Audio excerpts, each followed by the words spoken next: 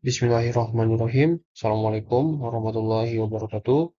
Izin memperkenalkan diri, nama saya Muhammad Nofran Saputra dengan NIM 2022-11082. Jadi di sini saya akan meresum materi dari mata kuliah Sistem Kontrol Digital dan Optimal yang keempat, yaitu mengenai desain kontrol digital dengan metode RST beserta contoh kasusnya. Oke. Pertama di sini membahas tentang pendahuluan, yang mana kontrol digital merupakan sistem kendali yang menggunakan sinyal digital, diskrit waktu, dan nilai untuk mengontrol sistem fisik yang umumnya bersifat kontinu. Nah, metode RST itu sendiri adalah salah satu teknik dalam desain kontrol digital yang digunakan untuk mengatur respon sistem agar sesuai dengan kriteria performa yang diinginkan. Metode ini termasuk dalam kategori pole placement dan penempatan kutub, dan biasanya digunakan dalam sistem kendali diskrit atau digital. Nah, adapun tujuan dari metode RST ini, yang pertama dia mengatur dinamika tertutup sistem seperti stabilitas, waktu naik, overshoot, dan lain-lain. Lalu, menyusun sistem yang mengikuti referensi atau tracking secara tepat. Dan tujuan yang terakhir, dia menolak gangguan atau noise dalam sistem. Oke.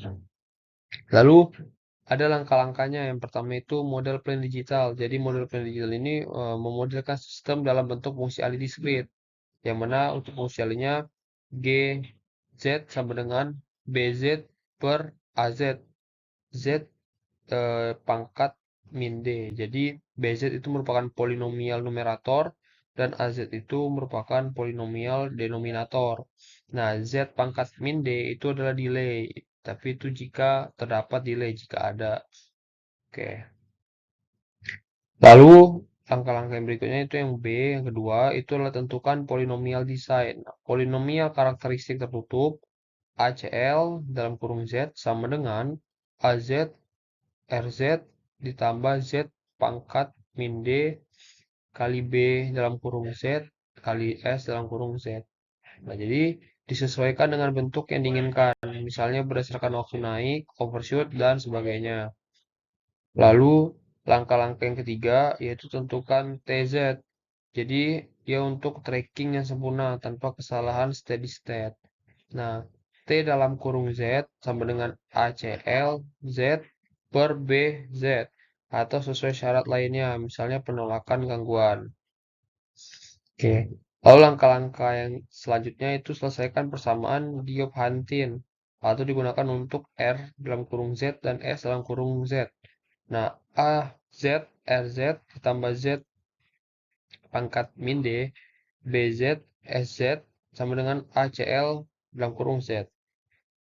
Nah, untuk contoh kasus di sini, kita ambil contoh di sini diberikan sistem plan diskrit G dalam kurung Z sama dengan 0,5 Z ditambah 0,3 Z kuadrat dikurang 1,2 Z ditambah 0,36. Nah, desain controller RST agar sistem memiliki karakteristik tertutup adalah ACL dalam kurung Z sama dengan Z dikurang 0,5 pangkat 2.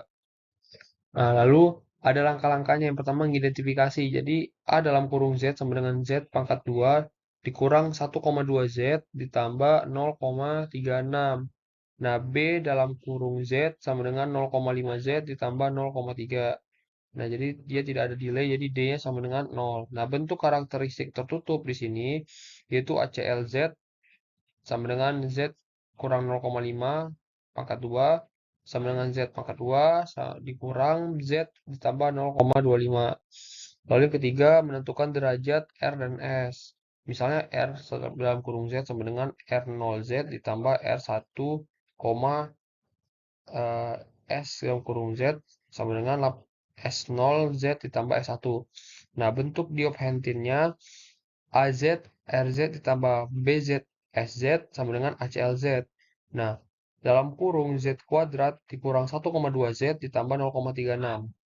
Lalu dikali dalam kurung R0Z ditambah R1Z ditambah dalam kurung 0,5 Z ditambah 0,3 dikali S0Z ditambah S1 sama dengan Z kuadrat dikurang Z ditambah 0,25. Nah, dari sini Kalikan, susun dalam bentuk polinomial, lalu cocokkan koefisien untuk mendapatkan nilai R0, R1, S0, dan S1. Nah, lalu tentukan TZ. Jadi TZ sama dengan ACLZ, BZ, Z kuadrat dikurang Z tambah 0,25. Jadi 0,5 Z ditambah 0,3. Lalu terkadang disederhanakan dengan pembagi agar tidak menghasilkan sistem tak kasual. Lalu kesimpulannya, metode LST adalah pendekatan yang fleksibel dan kuat untuk kontrol digital.